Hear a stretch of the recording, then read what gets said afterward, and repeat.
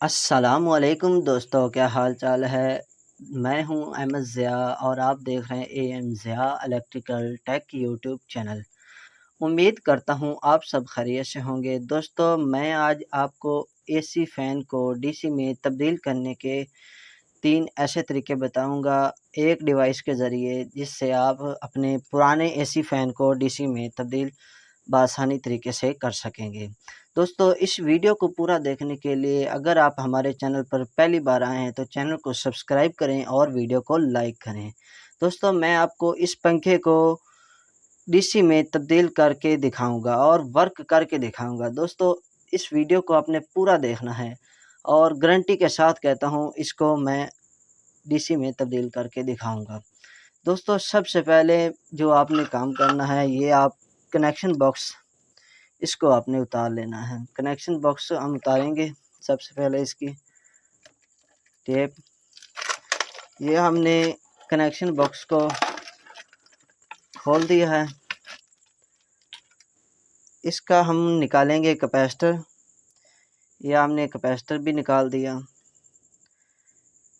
तो इसके हम कनेक्शन उतार देंगे। आज मैं आपको सप्लाई के ज़रिए चलाकर दिखाऊंगा। ये आप देख सकते हैं, ये कनेक्शन हमने उतारने हैं। ये हमने कनेक्शन सबसे पहले इसकी मेन उतारेंगे।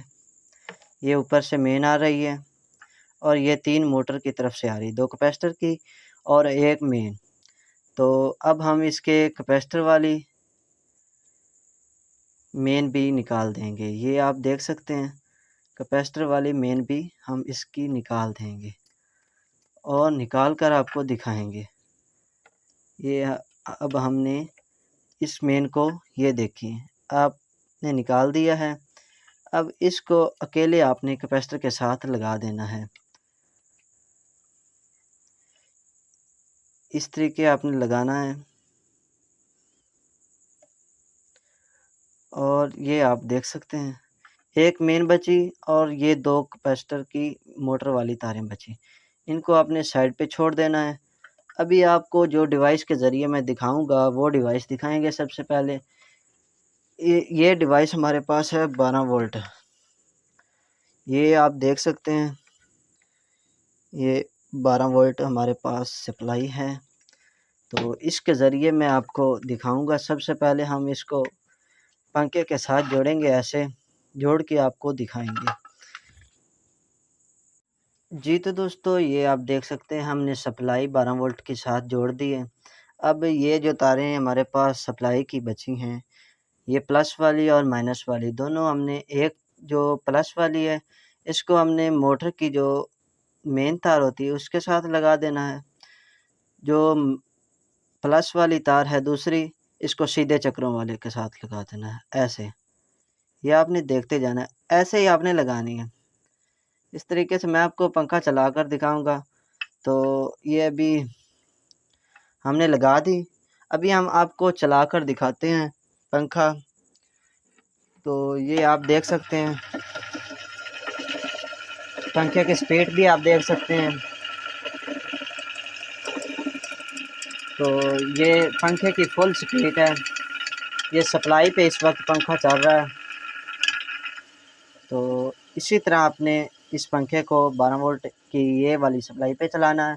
अभी इसके ये सीधे चक्कर हैं और इसके बाद अगर यही पंखा आपके उल्टे चक्कर करे तो इसको सीधा करना है, तो आपने ये वाली तार उतार देनी है। ये तार उतार के यहाँ पे उल्टे चक्कर हो गए।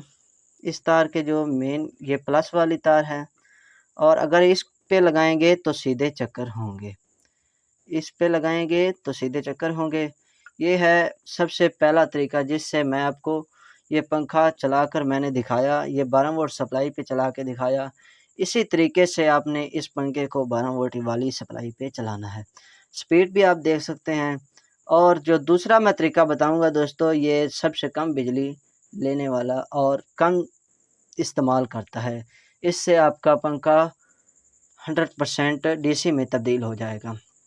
तो इस तरीके को आपने अभी छोड़ देना है। अभी आपने कैपेसिटर जो है, ये वाला कैपेसिटर इस कैपेसिटर की तारें भी आपने निकाल देनी है।